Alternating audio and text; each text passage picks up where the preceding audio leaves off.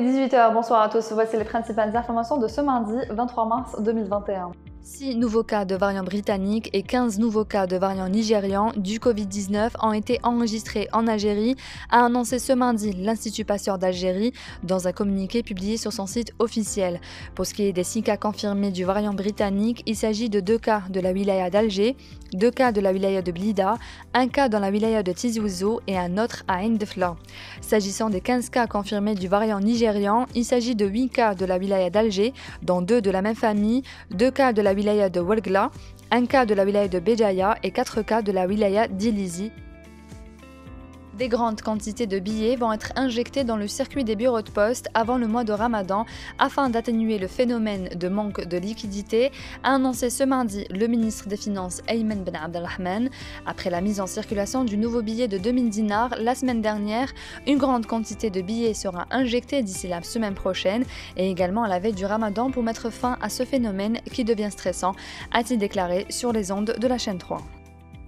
Le conducteur qui a délibérément renversé un agent de la circulation à Hydra, Alger, a été placé en détention provisoire, indique ce mardi un communiqué de la DGSN. Concernant les faits, la même source indique que suite à une manœuvre interdite sur la route, le conducteur d'un véhicule touristique, interpellé par l'agent de la circulation sur place, a redémarré en renversant le policier pour prendre la fuite. L'auteur a été arrêté au niveau du barrage sécuritaire dans la même rue et conduit au service pour déclencher la procédure légale. Il a été déféré devant la juridiction compétente avant d'être placé en détention provisoire, précise le communiqué. Le coup d'envoi du derby algérois USMA-MCA prévu vendredi au stade Omar Hamadi pour le compte de la mise à jour de la 12e journée du championnat de Ligue 1 de football sera donné exceptionnellement à 20h30, a annoncé ce mardi la Ligue de football professionnel sur son site officiel. Pour rappel, cette rencontre devait débuter à 16h avant d'être décalée à 20h30. La LFP n'a pas donné les raisons de ce changement. Un jumelage institutionnel entre l'Office national de météorologie, Météo France et l'Institut finlandais de météorologie a été officiellement lancé ce mardi à Alger, dont l'objectif de moderniser et d'améliorer les services de l'Office algérien en bénéficiant de l'expertise des partenaires européens.